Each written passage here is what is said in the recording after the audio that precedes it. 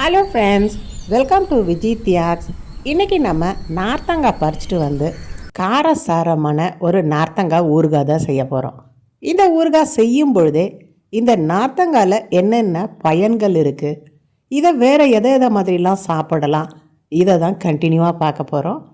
இன்றைக்கி பறிச்சிட்டு வந்ததில் நல்ல ஒரு செங்காயாக இருக்கிறத தூளாக கட் பண்ணி எடுத்துப்போம்.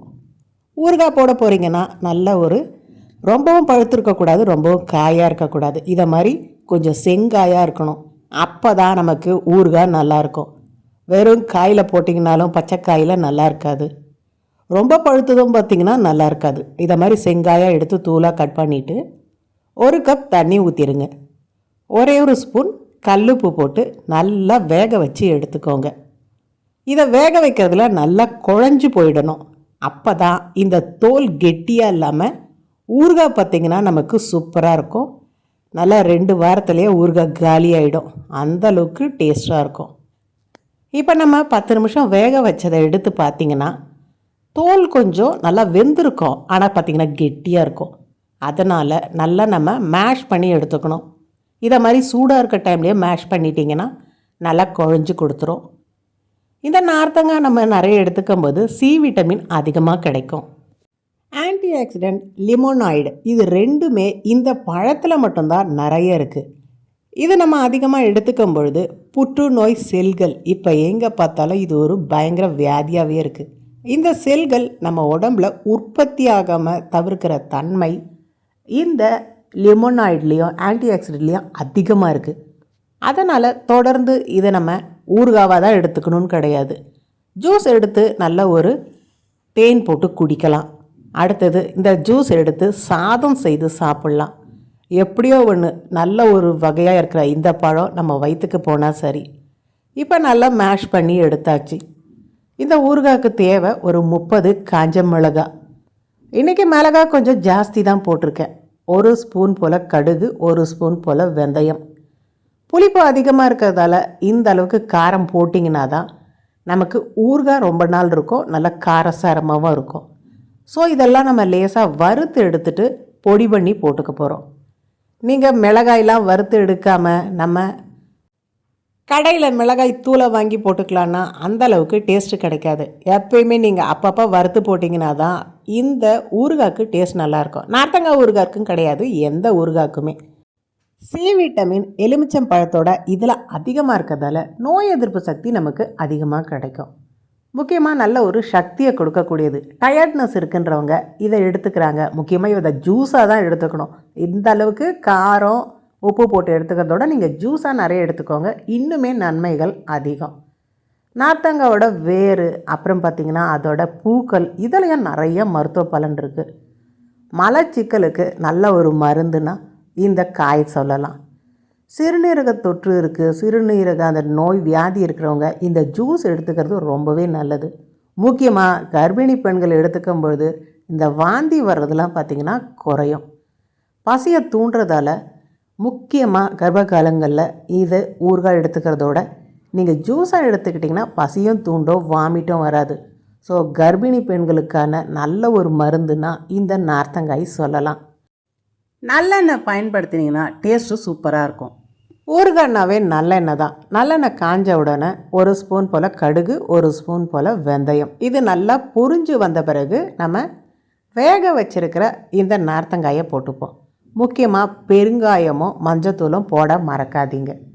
நார்த்தங்காய் பழம் நல்லா வெந்நீரில் கலந்து குடிக்கும்போது கேஸ் ட்ரபிள் இருக்கவங்களுக்கு சூப்பரான ஒரு மருந்து. வயிற்று பார்த்திங்கன்னா சில பேருக்கு உப்பசமாக இருக்குது, ஒரு மாதிரி சவுண்டு கேட்குதுன்னுவாங்க, அவங்க இந்த ஜூஸை எடுத்துக்கோங்க. நல்லெண்ணெய் நல்லா காஞ்சி போச்சு.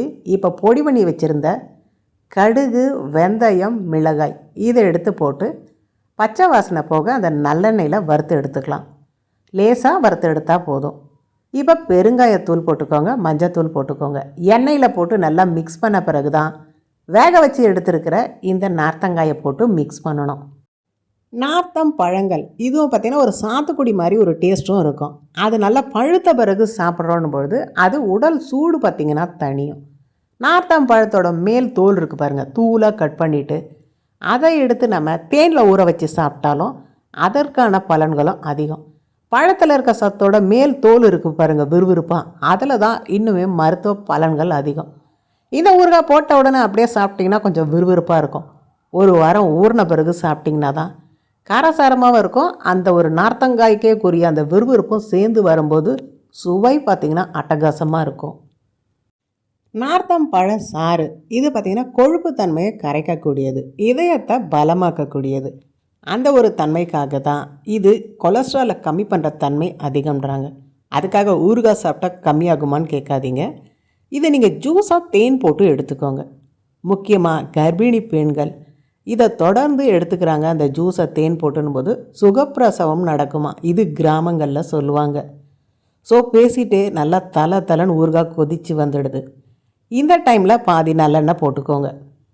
நல்லா இது மிக்ஸ் பண்ணி சுருங்கி பாதியாக ஆகிற அளவுக்கு நல்லா கை விட்டு கிளறிட்டே இருங்க.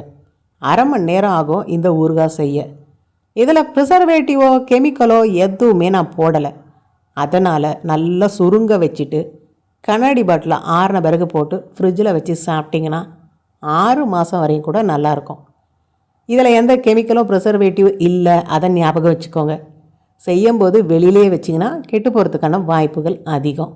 அதனால் கண்ணாடி பாத்திரத்தில் வச்சு ஃப்ரிட்ஜுக்குள்ளே வச்சுக்கோங்க. கெமிக்கல் ப்ரிசர்வேட்டிவ் தவிர்க்கிறது ரொம்பவே நல்லது. இதற்காக தான் வெளியில் நம்ம ஊறுகாய் வாங்குறதோட வீட்டில் செய்கிறது ரொம்பவே நல்லது. முடிஞ்ச வரையும் எல்லா ஊறுகாய் வகைகளையும் உங்கள் வீட்டிலையே செய்து நீங்களும் சாப்பிடுங்க, குழந்தைங்களுக்கு கொடுங்க. இந்த ஊறுகாவை எடுத்துகிட்டு அடியில் இந்த வானிலையில் சுட சுட சாதம் போட்டு சாப்பிட்டா சூப்பராக இருக்கும். இது நான் போன வருஷம் போட்டு எடுத்தது. நல்லா இதை மாதிரி 60% உப்பு போட்டு 40% காய போட்டு இதை ஊற வச்சு காய வச்சு எடுத்தோன்னா இது மாதிரி தான் கருப்பாக இருக்கும். இதை நம்ம கடிச்சிக்கிட்டு கஞ்சி குடிக்கிறதுக்கு சூப்பராக இருக்கும், கூழுக்கு சூப்பராக இருக்கும். என்ன ஒன்று, இதில் உப்பு அதிகமாக இருக்கும். ஃப்ரெஷ்ஷாக கிடைக்கும்போது இதை மாதிரி ஊறுகாய் போட்டு சாப்பிடுங்க, சத்துக்களும் அதிகமாக கிடைக்கும். முக்கியமாக ஜூஸாக எடுத்துக்கோங்க. அடுத்தது இதை போட்டு சாதம், லெமன் சாதம் பண்ணுறோம்ல, அதே மாதிரி பண்ணாலும் சூப்பராக இருக்கும். மத்தியானம் சுட சுட சாதத்தில் போட்டு சாப்பிட்லான்னு பார்த்தேன், அதுவரையும் நமக்கு பொறுமை இல்லை. ஸோ காலையில் செய்த இட்லிக்கு இதை ஒரு சைட் டிஷ்ஷாக இப்போ தொட்டு சாப்பிட்றேன். நச்சுன்னு இருக்குது பாருங்கள் டேஸ்ட்டு. ஊறுகாய் வகைகள்லையே டாப்பான ஊறுகாய் எதுன்னு கேட்டிங்கன்னா நான் நார்த்தங்காய் ஊறுகாய் தான் சொல்லுவேன். ரொம்ப தொட்டுக்காதீங்க, சட்னி மாதிரி லேசாக அந்த எண்ணெயை மட்டும் இது தொட்டு சாப்பிட்டிங்கன்னா அவ்வளோ டாப் நாச்சாக இருக்கும்.